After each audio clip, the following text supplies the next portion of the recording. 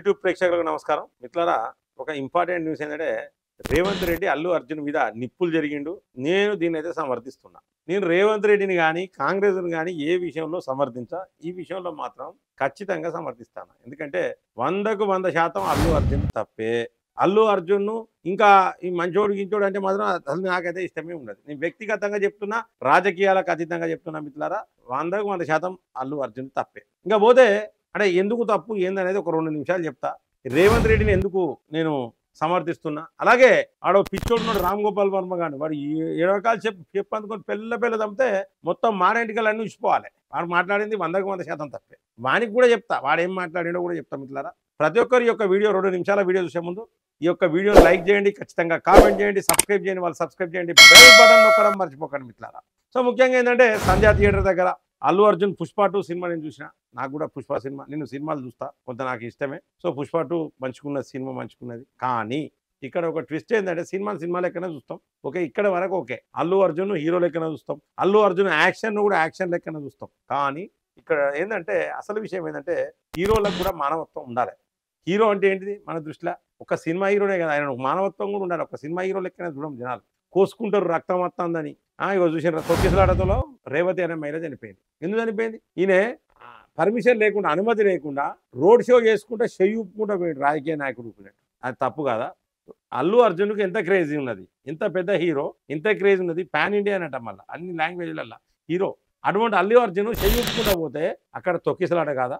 సంధ్యా theatre యాజమాన్యం అన్న చెప్పాలి కదా. మరి నా దాంట్లో మా థియేటర్లో సినిమా చూసేదానికి అల్లు అర్జున్ వస్తాడు, ఇది తప్పని సంధ్యా థియేటర్ యాజమాన్యం చెప్పాలి, సీజ్ చేయాలి. అసలు థియేటర్ అసలు ఉండదు. ఒక మహిళ చనిపోయింది, ఆ కుటుంబం ఎంత ఇబ్బంది అంటే చనిపోవడానికి అయిపోయా కొలాప్స్. వాళ్ళ కొడుకు చావు బతుకుల మధ్యలో కొట్లాడుతాడు. మరి అంత పెద్ద పరిస్థితి వచ్చింది. అల్లు అర్జున్కి ఏం పుట్టిందని చూస్తారో నాకు అర్థమైతలేదు. ఎవరైనా పోయి హీరోలు చూసుడు పరామర్శ, ఒక్కరోజు జైలుకు పోతే వానికి ఏం వచ్చింది? అల్లు అర్జున్ ఏం వస్తుందండి? ఒక్కరోజు జైలుకు పోతే ఏం వస్తుంది? మహిళ చనిపోయింది, సిగ్గు సిగుము నెత్తురు ఇజ్జతి మానం లజ్జ ఏమైనా ఉంటే కనుక అల్లు అర్జున్ అయ్యా, ఆ కుటుంబం, ప్రతి ఒక్కరు ఎవరైనా కూడా పరామర్శించేందుకు వేటోళ్ళు, అల్లు అర్జున్ పరామర్శించేందుకు వేటోళ్ళు ప్రతి ఒక్కరు కూడా ఫస్ట్ ఆ రేవతి అనే మహిళ ఇంటికి పోవాలి, పరామర్శించాలి. మీకు దోషినంత 1000 ఇస్తారా 2000 ఇస్తారా ఆ పిల్లలకు, ఆ కుటుంబానికి ఏదో ఒకటి చేసి రావాలి. అంతేగాని అల్లు అర్జున్కి ఏమో పుట్టినట్టు పోయి చేస్తారు. ఒక్కరోజు జైలు ఉంటే పుట్టిందా? మన లెక్క మనిషే అల్లు అర్జున్ కూడా, మన లెక్క మనిషే. స్వాతంత్ర పోరాటం ఏం చేయలే, తెలంగాణ పోరాటం అంతకంటే చేయలే. టిక్కెట్ల రేట్లు వాసిపోయినాయి, మంచిగా మన పైసలు దొప్పుకుంటా హీరోయిజం చేసుకుంటున్నాను. ఇదా అండి? 25 లక్షలు ఇస్తే నువ్వు గడ్డం చేసుకుంటే కోట్ల రూపాయలు నేను చెప్పిన గతంలో. కాబట్టి సీఎం రేవంత్ రెడ్డి కరెక్టే మాట్లాడిండు. ఈ విషయంలో రేవంత్ రెడ్డిని తప్పుపడదు. ఈ విషయంలో తప్పుపడడం అనేది కరెక్ట్ కాదు. ప్రజలు మనల్ని క్షమించారు. సో నేనైతే క్లియర్గా నా వ్యక్తిగతంగా నేను చెప్తున్నా, అల్లు అర్జున్ అన్నట్టనే చేసింది ముమ్మాటికి తప్పే. అక్కడ మహిళ చనిపోయింది.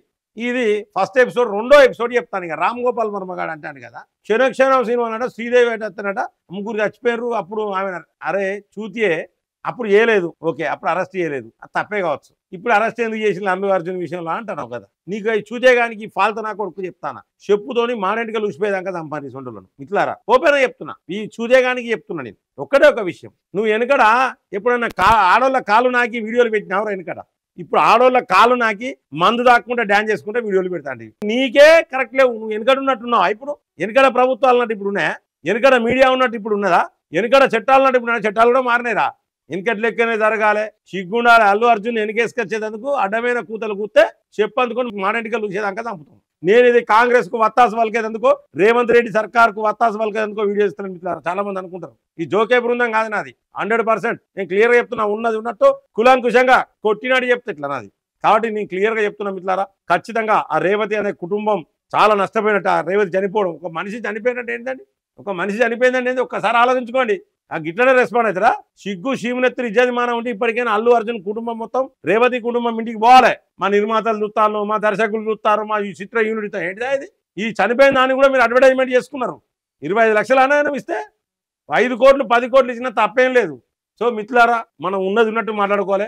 నేను నా యొక్క అభిమానులకు కావచ్చు, నా యొక్క ఫాలోవర్స్ అందరికి చెప్తున్నా, మా ముమ్మాడికి నేను అల్లు అర్జున్ అభిమానులకు కూడా చెప్తున్నా, ప్రాణం పోయింది కాబట్టి మాట్లాడుతున్నా. ఒకప్పుడు అల్లు అర్జున్ డాన్స్ నచ్చుతుంది, నాకు ఆయన హీరోయిజం నచ్చుతుంది, కానీ ఇది నచ్చలే.